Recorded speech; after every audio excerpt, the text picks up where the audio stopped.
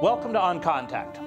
Today we discuss how Wikipedia has become a tool of the ruling elite with journalist Helen Bajnysky. Until it becomes much more obvious to the world at large that this is not a site that we should hold to have any credibility at all, then, I mean, it would be one thing if it was just considered a biased source, like just a sort of a trash rag, that the bathroom wall of the internet, I like to call it. But it's not. It's considered this sort of holy oracle of truth, and it's really anything but.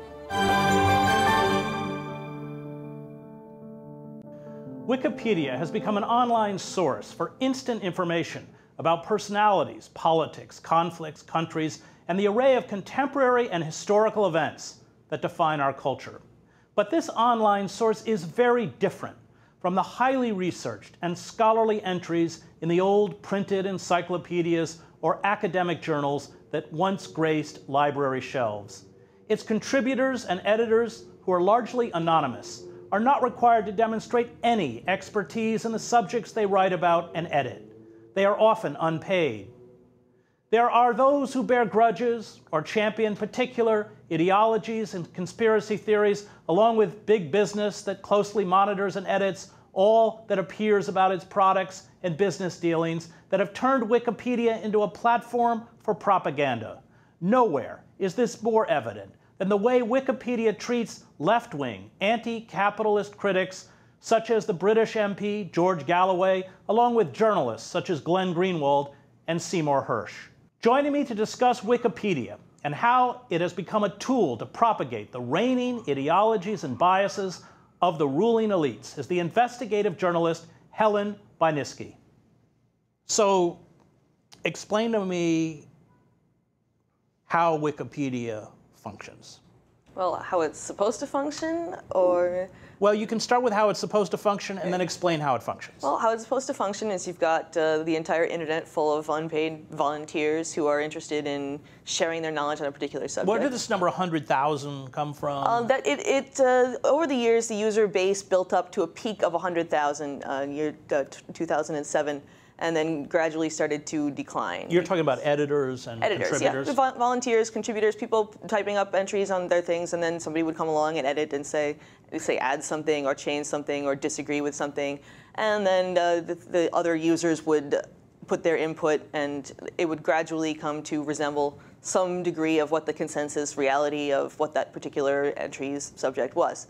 And of course, as these things start to calcify, a sort of hierarchy takes place, and Wikipedia is not just completely egalitarian. There are administrators, there's sort of a Supreme Court, the arbitration committee, which obviously once you start getting hierarchical, you start getting different factions vying for power. And by 2007, it had become just this sort of utopia of rules, to use a phrase. They would argue that they had over 100,000 volunteer editors with open access for anyone who wanted to get involved. Was this true at the inception? No, not at the inception. I mean, it gradually built to a peak of 100,000 users. About 2007, I think, was the peak number of users. But it's been declining ever since then, because as these sort of hierarchies start to calcify, it just becomes these vying factions of power, and people at the top don't want to let the people at the bottom do what they want. And so it eventually starts to resemble more and more what the administrators want, or what the arbitration committee, which is sort of like Wikipedia's Supreme Court, what they want. And so the little guy just, I mean, they even have a warning on one of the talk pages called "Don't Bite the Newbies," and it's because the people chase the new users away with all of these rules, and it has a very complex markup language that you used to have to learn to edit it. And so unless you were like a Wikipedia expert who just spent all their time editing Wikipedia, it was less and less likely that you were going to find your edits would stick. And so why bother? So this is from the article you wrote on Wikipedia. Meanwhile, the site's core of active editors decreased from 2007 to 2015 by 40%, dropping to about 30,000. In 2017, Purdue University reported that just 1% of those editors had made 77% of the total edits. Yep, Wikipedia rewards a sort of obsessive focus, because you really do have to make sure that all of your ducks in a row as far as citations, and you have to just be really obsessed with like the minutiae. And it does take time to find all these sources and to make sure that your edits stick. And so there's that 1% is extremely obsessive, and they make most of the edits. Are they paid? Not theoretically, they're not supposed to be. I mean, there are definitely Wikipedia PR firms that may or may not openly. I mean, as I wrote about in there, there are a couple of massive number of scandals that have emerged over the years. Editors are selling their services. Yeah. Yeah, and they're not supposed to be, but or they're supposed to rather. Originally, they weren't supposed to be. There were enough of these scandals that finally they're just like, okay, fine, you could edit it for pay, but you have to disclose your conflict of interest because we can't be looking bad. It's not because they didn't want people doing it; they just didn't want people getting caught doing it because that obviously degrades the credibility. So you had, as Wikipedia grows as a source, all of these outside entities, and you talk about Congresspeople, businesses, become extremely concerned about what is on their Wikipedia page. You said that in October 2013, editors found hundreds of what you call sock puppet, you can explain that, accounts linked to one company, WikiPR, which claimed to employ not only garden variety editors, but an admin capable of freezing and deleting pages. WikiPR claimed over 12,000 clients, from household names such as Viacom and Priceline to minor firms whose pages were frequently deleted for not meeting Wikipedia's notability standards. Yeah, well, sock puppets are basically fake accounts that are all run by one person but pretend to be multiple people. So in Wikipedia, if there's a disagreement, you want to have other people come in and take your side because it's, at least in that way, there is some sort of democratic element to it. But the WikiPR scandal was mostly because they were very openly advertising their services on this website. And finally, it emerged that this was all being done. Well, they were advertising on their website, but they weren't advertising who they were on Wikipedia. So they would advertise their services, but then the fact that they had somehow corralled an admin into doing it, that was supposed to be a big deal because the admins are supposed to be much more trustworthy than the average Wikipedia user. They place their trust to, well, as I said, freeze and delete pages. And as these businesses are very concerned since you Google their name and their Wikipedia entry shows up, so nobody wants to look bad. You write about the U.S. government begins to meddle in Wikipedia in August of 2007. And this is you writing, when a tracing program developed at the Santa Fe Institute called Wikiscanner discovered that computers at CIA headquarters had been used to make edits to entries on the U.S. invasion of Iraq and the biographies of former CIA head William Colby and former presidents Ronald Reagan and Richard Nixon. An FBI computer had also been used to edit the entry on the U.S.'s Guantanamo Bay detention facility. Voting machine manufacturer Diebold was caught deleting 15 paragraphs critical of its product, while the Vatican and the British Labour Party were also prolific editors. Since then, the intelligence agencies have had to camouflage their edits or outsource them to third parties. And it's pretty easy to do that as far as outsourcing to third parties. You just pay a guy, and they were just being so obvious about it. I mean, they thought, oh, well, it's anonymous. Anybody can do it. Let's just edit it from our work computers. I mean, right. That's like really bad OPSEC. So you have a huge network of entities outside constantly revising and editing Wikipedia. And one of the things that you point out in your article is that the prime target often are critics of capitalism and imperialism, George Galloway, and there have been all sorts of fake entities, somebody presenting themselves as Philip Cross, who made 14 edits to my own Wikipedia page, but goes after figures like Galloway and Corbyn.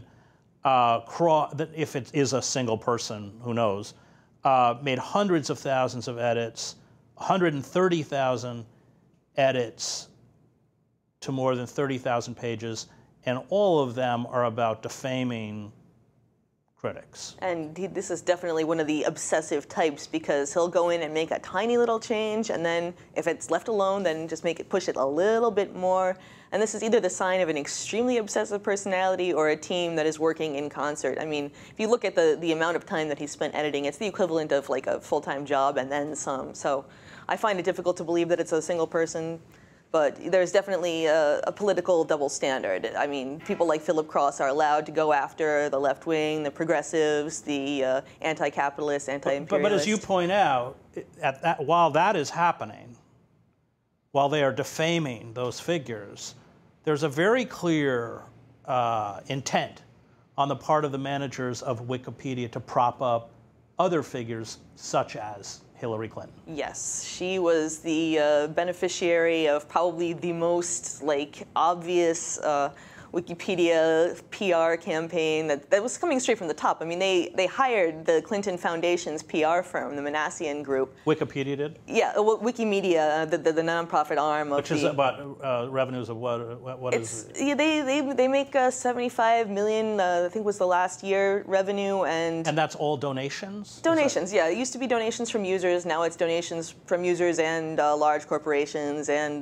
governments, like the government of Kazakhstan, and they just they'll take money from anybody. Right. Well, and they get you pay the money and yep, you get it affects your coverage. You get the coverage. It's no surprise if you look at the list of companies that have donated to Wikipedia. They have pretty nice pages, and you're not going to find any Philip Cross up there mucking their material up. But yeah, they definitely. So talk about Clinton, because the difference between the Wikipedia page for Donald Trump and the difference between the Wikipedia page for Hillary Clinton. The Clinton page is just completely sanitized. I mean, if you look at the Trump page, I mean, there will be all sorts of uncited or unsourced, rather, allegations. Oh, he said something racist about this, and there's something blah, blah, blah about this, and there's there's entire pages devoted just to the Russiagate conspiracy.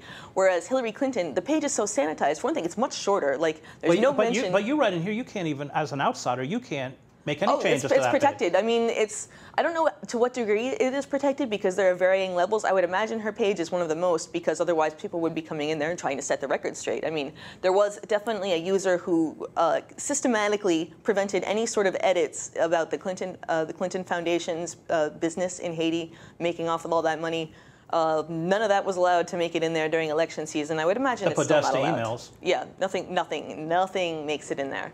So I think that, I mean, there's protected pages and there's protected pages. She's definitely got some Secret Service protection on her Wikipedia page. Okay, we'll come back to that. When we come back, we'll continue our conversation about the bias and censorship on Wikipedia with investigative journalist Helen Bajnicki. Welcome back to On Contact. We continue our conversation about Wikipedia with investigative journalist Helen Bajnicki. The New York Police Department whitewashed dozens of Wikipedia entries in March 2015 when Wikiscanner technology linked hundreds of edits to computers at the NYPD. What were they doing? They were covering up all the sorts of NYPD scandals, of which there are many. Including the death of Eric Garner. Yep, they removed the chokehold part. This was the Staten Island man who was choked to death. Yeah, for supposedly selling untaxed cigarettes. He wasn't even doing that, which was always left out of most accounts of the story. But yeah, they tried to make it so other victims of NYPD murder were much more threatening than they are. Sean Bell. Yeah, they tried to remove the entry on Sean Bell, just wholesale. Oh, he's not notable. It has to be notable if it's going to be in Wikipedia. I think an occasion where a guy is leaving his bachelor party and gets riddled with 50 bullets is pretty notable, but I don't know. I mean, I'm not the NYPD, obviously. And go ahead. They modified the entry on stop and frisk, too, to make it sound much more of a reasonable procedure than it is. And from your conclusion from looking at Wikipedia, Wikipedia is pretty amenable to these kinds of changes. Oh yeah, I mean, there's definitely a double standard. As you said, they go after the anti-capitalist and the anti-imperialist ones. The other ones they're allowed to make the changes, and then until somebody catches them, and then there's a big scandal. Well, look at Jeremy Corbyn. I mean, describe Jeremy Corbyn's, the head of the Labour Party. His entry is, well, his is one of the insidious ones where it's not like they're outright lying about the guy, but there's a question of undue weight which they give to different materials. And the top part is like his biography, his political achievements, and then like the bottom half is all allegations of anti-Semitism and the Labour Party, and it's just like making this guy out to be Adolf Hitler, and it's like, you guys really need to write about something else. I want to talk about Wales, the head of Wikipedia. Tell me a little bit about him. Well, he got his start, at least in the internet, running basically a porn search engine called Bomis or Bomis. I'm not sure how to pronounce it. But then there was a side project of that was an encyclopedia written by experts. And then when it took too long to do that and wasn't making any money, then they came up with the idea of an outsourced everybody encyclopedia. And of course, that was a great idea. But then he realized that he couldn't run ads on it because the editors mutinied and didn't want to work for him if he was going to put ads on their educational repository of knowledge. So he quickly turned it into a nonprofit and has since found a way to cash in that way. Well, but the people writing the page, number one, they're anonymous. And number two, they often have no background in the subjects they're writing about. Yeah, there's actually an active antipathy towards experts, I would say, which is one of the reasons why the two founders split. And Jimmy Wales tried to whitewash the other founder out of history, basically this guy Larry Sanger, who really Wikipedia was his pet project, but he didn't like the whole anti-elitism of the thing, just having every day, like, usually, he said the trolls came in and took over, and that's basically what the story of Wikipedia has been ever since. The trolls came in and took over. So it's like... You quote, is it King's Indian? King's Indian, it's a username, yeah. That's on a Wikipedia board, yeah. And this person writes, quote, would anyone accept a newsroom where anonymous contributors with undisclosed conflicts of interest argue about things, where expertise is irrelevant, where contributors' work is not paid? There is no editor or copy editor, and then nobody takes responsibility for the final product. And that's what you got with Wikipedia, yet it's treated as this sort of this sacred, well, Google uses it as a fact checker. So does YouTube. I think Facebook was going to do that for a while, and now they're using Snopes, which is just as bad. But yeah, it's the first thing you see when you Google your name, or if you're a notable person, or you Google a company, or you Google anything, it's Wikipedia. So they're the sacred arbiter of knowledge, and that's terrifying when you look at who's doing the editing. You argue that people who have close personal relationships with whales, like Tony Blair, or one can assume Hillary Clinton from her page, are essentially edited in such a way as to take out anything that's remotely negative. Talk about Blair, for instance, who, I didn't know this. Blair's financial wealth is 37 homes, 10 houses, and 27 flats worth 27 million pounds, plus millions of pounds distributed through a network. I didn't know. Well, yeah, I guess that's what you get for selling out the Labour Party and shoving the Iraq War down our throat and working as public relations on behalf of dictators in Kuwait, the UAE, Egypt, and everywhere else. Yep, and Jimmy really doesn't want everybody to know about that. So, I mean, he'll throw temper tantrums if somebody mentions that. When the Kazakhstan scandal broke, that basically Wikimedia So explain, because this is kind of a window. This is a window into how it works. Also, Wikimedia, the nonprofit arm, was funding somebody affiliated with the government of Kazakhstan to basically beef up and expand the Kazakh Wikipedia page, because they have Wikipedias for most of the world's languages at this point. And tried to make it out like this was an independent Wikipedia organization in Kazakhstan, when it's the guy used to work for the state TV station. This is the guy who runs it. The guy who runs Kazakh Wikipedia, yeah. Wikibilim, I believe it's called. And it's funded by the Kazakh Sovereign Wealth Fund. And so this guy is so tied in with the dictator, it's not even funny. But Jimmy is like, oh, no, it's independent. I have nothing to do with Kazakhstan. This is an outrage. And then, of course, this was the same time that Tony Blair was consulting, made $13 million consulting PR for Kazakhstan. And so it's very incestuous. And the fact that Wales tries to pretend that this is not in any way like objectionable morally is it's. And what do the pages? What do the pages look like? It's basically the official line on everything from the government of Kazakhstan. I mean, they basically took entries almost verbatim from the state encyclopedia and put them into Wikipedia, because why would you want the people to write their own? And in 2011, this was the year that Wikibilim's founder was named Wikipedian of the Year. It was the same year that police massacred at least 14 protesters during an oil field strike that turned to a riot. And the government declares a state of emergency and restricts access to journalists. Yep, so the only information you're going to get about Kazakhstan is by reading their Wikipedia page, and something tells me that massacre wasn't going to be on there. What has this done to our system of information? I'm surprised, as somebody who has watched, I don't go on my site too much, but when I go on there, there's always trolls that have written in garbage, often falsehoods, or as you say, you know, it may be nominally sourced falsehoods. What is this doing to our system of information? Well, it's just, I mean, the fact that people take this at face value is really, I mean, it's degrading the meaning of just the concept of truth, for one thing, because it's become this consensus thing where anybody who has an axe to grind can get in there and ruin somebody's reputation. And sometimes you try to fix that, whatever lie they've told about you, and it's impossible, and you can't get your page taken down. They pride themselves on not taking people's pages down. Well, they also, it's which publications they consider credible and which they don't. That too, yes. So Mother Jones and The Nation are not considered credible sources. Nope. Basically any source outside of the mainstream. Yeah, no alternative media allowed. That's not, especially for political articles. So it's like if you're just using mainstream but news. Fox is. Yeah, which was like made 10 years ago Right. as primarily an advertising network. I mean, you know, now it's pretending to be respectable, but it's like this is considered a mainstream source now. So, how effective do you think it has been in terms of altering public perception?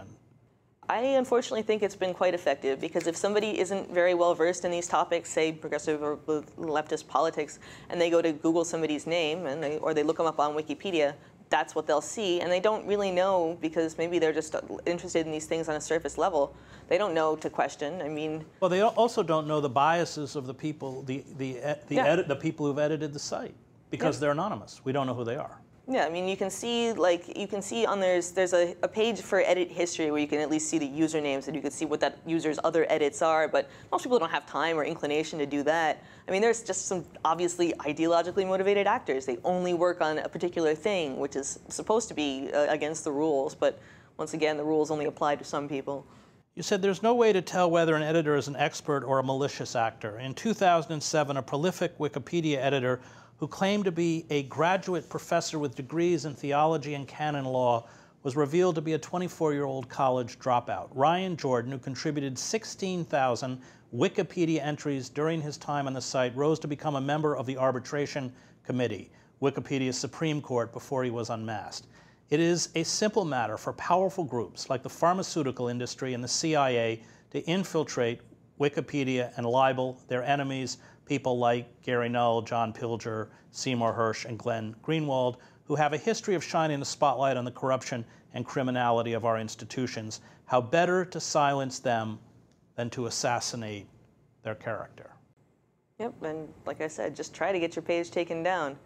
And there's a function where you can have an alert set, so that even if they do succeed in sending in other editors to change their pages and remove the libels, then they can just have the ruling class can send their representatives right back in and change it back. So it's a losing game, and until it becomes much more obvious to the world at large that this is not a site that we should hold to have any credibility at all, then, I mean, it would be one thing if it was just considered a biased source, like just a sort of a trash rag, that the bathroom wall of the internet, I like to call it.